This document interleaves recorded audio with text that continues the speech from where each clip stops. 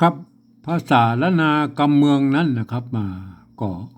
ตั้งแต่สมัยโบราณเนาะครับตั้งแต่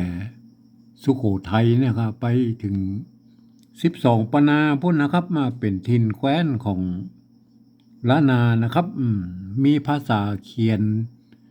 ใจนะครับภาษาอู้นะครับเป็นภาษาละนานะครับ ก็ยังว่านะครับมันในภาษาในละนานั่นก็ยังมีแถมลายเผ่าพันธุ์นะครับเผ่าพันธุ์หรือลั่วเขินนะครับยองนะครับไตยวนนะครับมีมีหลายเผ่าพันธุ์นะครับแล้วก็สมัยโบราณนั้นเปิ้นก็ไปมาหาสู่กันยากนะครับเตียวไปนะครับขี่ล้อไปนะครับกว่าจะไปหากันนี่มันก็ยากนะครับเพราะฉะนั้นการเขียนนั่นนะครับ มันก็ย่อมแตกต่างกันไปนิดๆหน่อยๆนะครับก็บ่เป็นอย่างนะครับเฮามาลื้อฟื้น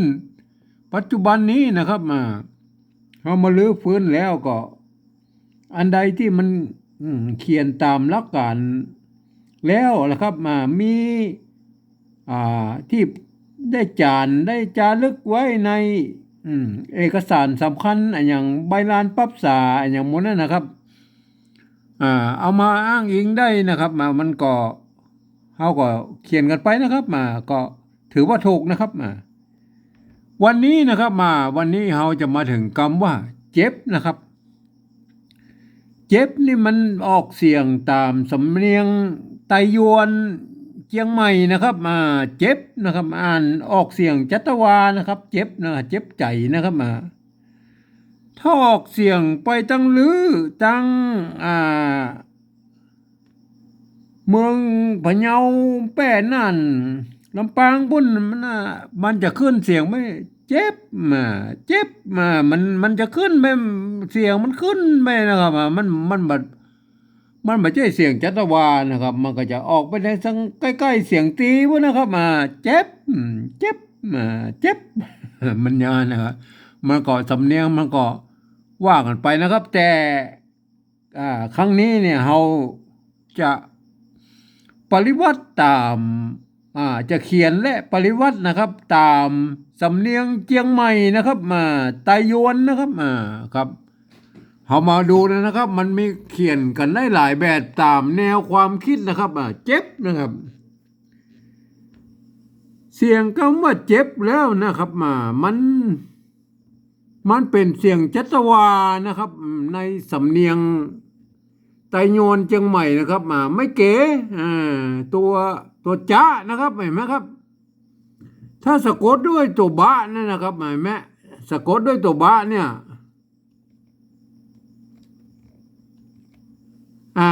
ตัวนี้อ่านว่าอย่างครับตัวนี้มันอ่านว่าเจ็บนะครับเจ็บนะครับเห็นไหมมันบาดเจ็บอะครับมันเจ็บมันเสียงเอกนะครับกะดาบะนะครับ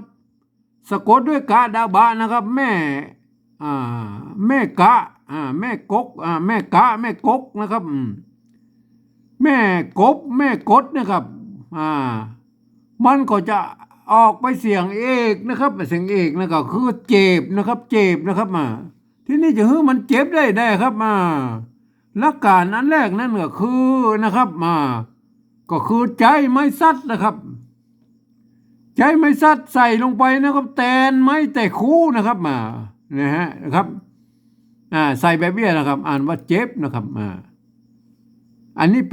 ป็นแนวความคิดแนวแรกนะครับเจ็บนะครับ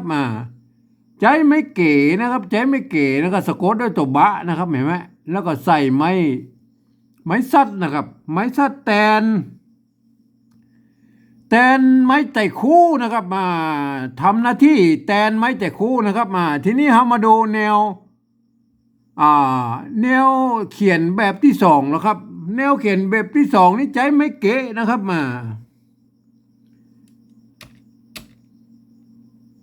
ใจไม่เก๋นะครับเห็นไหมอันแรกนี่ใจไม่เก๋นะครับเก๋นะครับเก๋นี่เป็นรัฐสระนะครับรัฐสระเสียงสั้นนะครับทีฆาสระนะครับเก๋มันเสียงยาวนะครับเก๋นะครับเก๋นะครับ เกะนะครับถ้าใส่ตัวจ้าไปแล้วครับใส่ตัวจ้าไปนะครับใส่ตัวจ้าไปมันเจ๊นะครับเจ๊เสียงจัตวานะครับเอาออกเสียงตามเชียงใหม่นะครับตามไตยวนนะครับตามไตยวนเชียงใหม่นะครับไตยวนนะครับตามไตยวนเชียงใหม่นะครับเจ๊นะครับเห็นไหมเจ๊นะครับมันเจ๊นะครับเสียงจัตวาอยู่แล้วนะเมื่อมันสะกดตัวบะนะครับสะกดด้วยตัวบะนะครับเห็นไหมเอาบะใส่เข้าไปสะกดนะครับไม่เก๋นะครับเห็นไหมสระเอนะครับไม่เก๋นะครับสะกดด้วยตัวบะนะครับก็เจ็บเลยนะครับเนี่ยเห็นไหมเจ็บเลยนะมันต้องไปยุ่งอย่างมันละครับใจไม่เก๋นะครับเห็นไหมใจไม่เก๋นะก็คือไม่เก๋นะครับก็หลักการก็คือไม่เก๋นั่นนะครับไม่เก๋นั่นน่ะเจ็บนะครับใส่ไม่กะลงไปนะครับเห็นไหมมันก็คือเจ็บนั่นนะครับมันคืออันเดียวกันนะครับมันคืออันเดียวไม่มันมาจากไม่เก๋นะครับไม่เก๋นะครับเจ็บทีนี้เอาได้แล้วนะครับเจ็บนะครับเจ็บใจนะเจ็บถ้าเป็นออกนักแปลทั้งนั้นพะเยาเจ็บเจ็บใจเจ็บใจมันสำนองเปิ้นสืบเชื้อสายมาตั้งลือนะครับมันก็จะไปอย่างนั้นนะครับเจ้าเชียงใหม่ส่วนใหญ่นะครับมันมีหลายเผ่าพันธุ์เหมือนกันนะเชียงใหม่นะครับแต่ส่วนเผ่าพันธุ์ลักนั่นมันคือไตยวนนะครับไตยวนนะครับคือออกเสียงเป็นจัตวานะครับเจ็บนะครับเจ็บใจนะครับเจ็บใจนะครับเห็นไหมเจ็บปวดนะครับเจ็บใจนะครับเอามาปริวัติเลยนะครับปริวัตินะครับเจ็บนะครับตัวแรกนะครับตัวแรกนะครับไม้เก๋นะครับไม้เก๋กับสระเอครับไม้เก๋กับสระเอนะครับเห็นไหมตัวจ้านะครับตัวจ้ากับตัวจอจานนะครับไม้แต่ไม้ซัดก็คือไม้แต่คู่นะครับตัวหางบ้านะครับหางบ้าก็คือบอใบไม้นะครับเห็นไหมครับอันนี้อ่านว่าเจ็บนะครับอ่านว่าเจ็บนะครับอ่านว่าเจ็บนะครับเพราะว่าอ่านตามเขานึกเสียว่าตัวนี้เป็นตัวจะนะครับตัวบะนะครับไม่เก๋ไม่ซัดนะครับเห็นไหม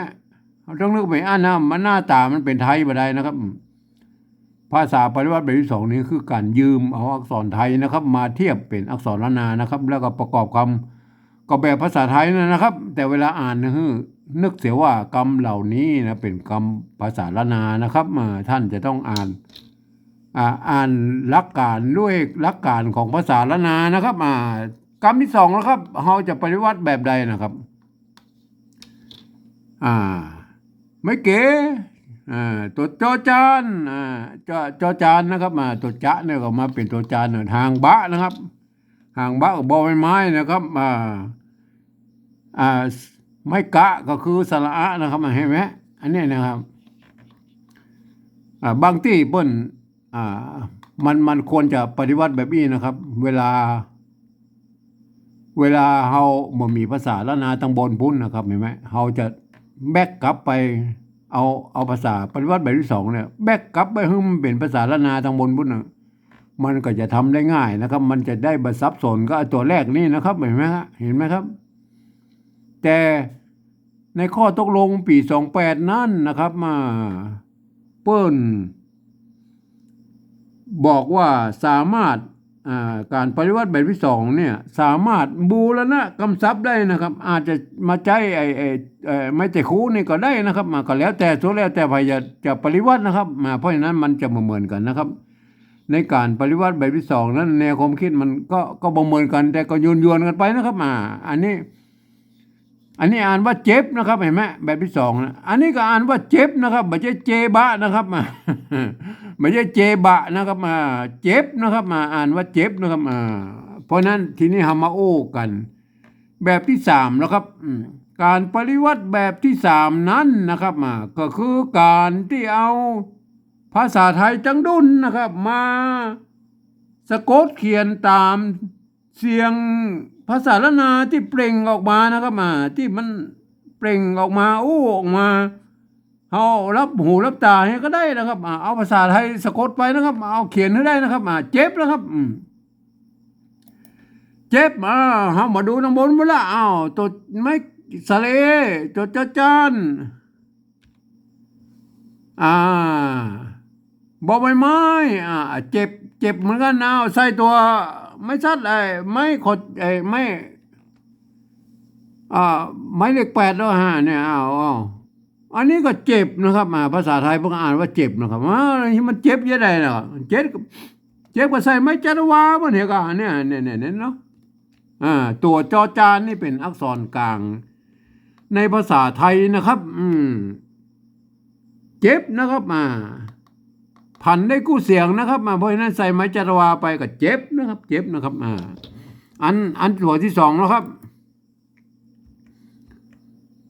ตัวที่2เนี่ยเห็นไหม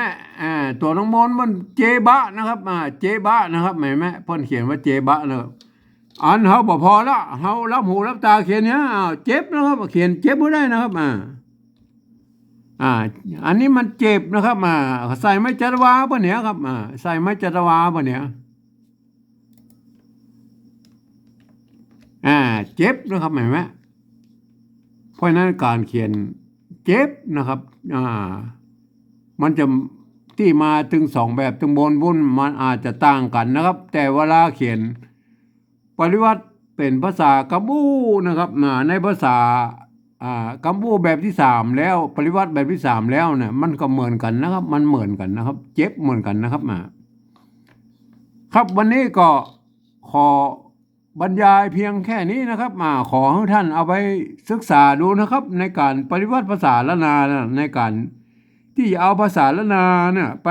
เผยแพร่ให้คนอื่นเพิ่นได้หู้ได้หันได้อ่านตัวอ่านได้สำเนียงตัวนะครับสำเนียงภาษาละนาตัวนะครับจะง่ายใดนะครับก็ท่านก็ลองเอาไปศึกษาดูนะครับ